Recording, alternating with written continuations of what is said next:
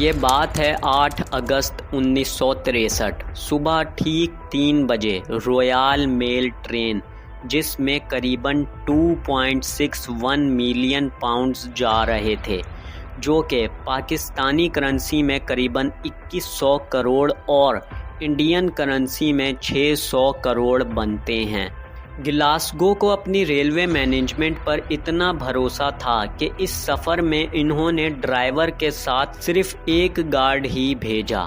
چوروں کے master plan نے اس train کا صرف 20 منٹ میں ہی صفایا کر دیا تھا، یعنی کہ 2100 کروڑ انہوں نے صرف 20 منٹ میں ہی چرا لیے تھے۔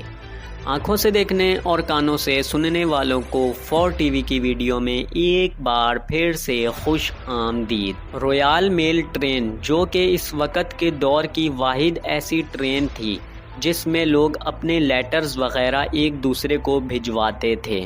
ڈرائیور نے رات کا یہ وقت اس لیے منتخب کیا تھا کہ رات کے اس وقت کوئی چور و چکا راستے میں نہیں آتا۔ گلاسگو سے لنڈن، جن کے درمیان قریباً 555 کلومیٹر کا فاصلہ ہے، یہ ایک ان سٹاپ ایبل روٹ تھا۔ یہاں پر سب سے مسٹیریس بات یہ ہے کہ چوری کے پیچھے جو ماسٹر مائنڈ تھا اس کا آج تک پتہ نہیں چل سکا، قریباً 50 سال کے بعد بھی، کہ وہ کون تھا، یہ سب اس نے کیوں کیا، اور اس کا نام بھی نہیں پتہ۔ اس ورلڈ کی بگیسٹ ڈکیٹی میں 18 لوگ تھے جن کا لیڈر بروس رینولڈز تھا۔ ان 18 لوگوں نے قریباً 6 مہینوں تک اس ڈکیٹی کو سکسیسفل بنانے کے لیے بہت پریکٹس کری۔ گورڈن گوڈی، جو کہ ایک چھوٹا موٹا چور تھا، اس نے اپنے دوست بسٹر ایڈورڈ سے بولا کہ کوئی بڑا ہاتھ مارتے ہیں، اور مزے کی بات، جب یہ اس ٹرین کو لوٹنے گئے تو ان کو پتہ ہی نہیں تھا کہ اس ٹرین کے اندر کتنے پیسے ہیں، اور پیسے ہیں بھی یا نہیں۔ پیسوں کا صرف اس ماسٹر مائنڈ کو ہی پتہ تھا۔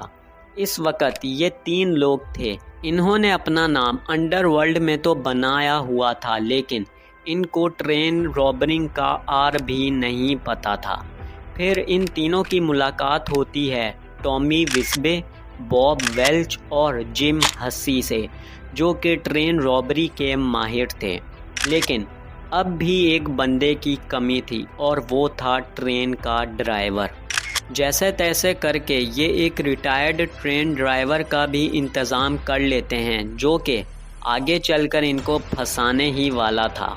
اپنی 18 لوگوں کی گینگ بنا کر اب ان کو ضرورت تھی ایک انسائیڈ انفارمر کی، اور یہی تھا وہ ماسٹر مائنڈ۔ دن آتا ہے 7 اگست کا۔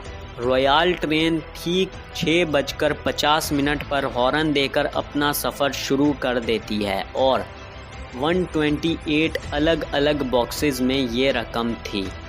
لنڈن سے 40 میل دور پلان کے مطابق چوروں نے گرین سگنل کو ریڈ میں کنورٹ کر دیا اور ٹرین کو بآسانی رکوا لیا۔ ٹرین کا ایک کریو ممبر نیچے اترا ہی تھا کہ پیچھے سے گوڈی نے آ کر اس کو پکڑ لیا۔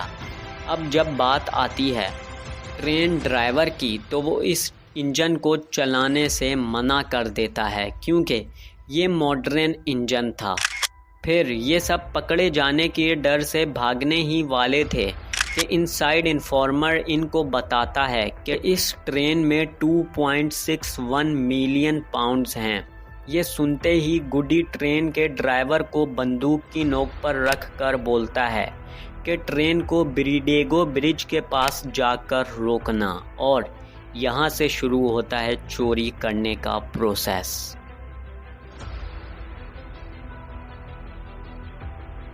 جیسے ہی بریڈیگو برج آتا ہے، چوروں کے نیچے رینج روورز اور ٹرک کھڑے ہوتے ہیں۔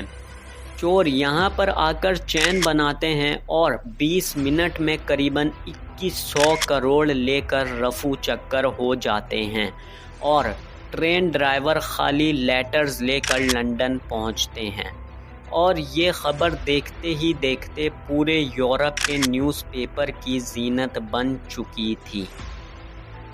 रॉबरी के तीसरे ही दिन पुलिस को वो 128 बॉक्सेस मिल जाते हैं और पुलिस फिंगरप्रिंट्स मैच करा के पहले 3 रॉबर्स को पकड़ लेती है।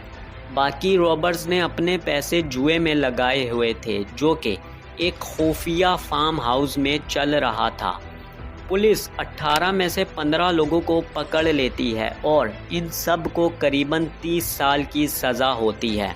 इन सब से पुलिस सिर्फ 10% रकम ही रिकवर कर पाती है क्योंकि जो करेंसी इन्होंने चुराई थी वो 7 साल के बाद बैन कर दी जाती है, यानी कि 2100 करोड़ का सिर्फ 10% 21 करोड़ ही बनता है।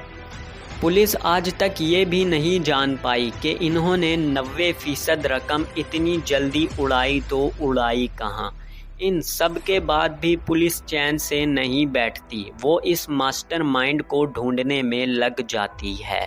पुलिस ने 10,000 पाउंड्स का इनाम भी रख दिया लेकिन फिर भी वो इनको कहीं नहीं मिलता। ट्विस्ट तब आता है जब गुडी एक डॉक्यूमेंट्री चैनल वालों को बताता है उस मास्टरमाइंड के बारे में। गुडी बताता है कि वो अब तो वो शख्स दुनिया में नहीं है क्योंकि जिस वक़्त चोरी हुई थी उस वक़्त उसकी उम्र 43 इयर्स की थी। गुडी आगे चल के और भी बताता है कि वो और कोई नहीं बल्कि इस ट्रेन का रिटायर्ड ड्राइवर ही था और उसने ये सारी रकम एक चर्च में डोनेट कर दी थी मरने से पहले। उम्मीद करते हैं कि 4 टीवी की इस वीडियो को भी आप खूब लाइक और शेयर करेंगे। मिलते हैं अपनी अगली वीडियो में। अल्लाह हाफिज़।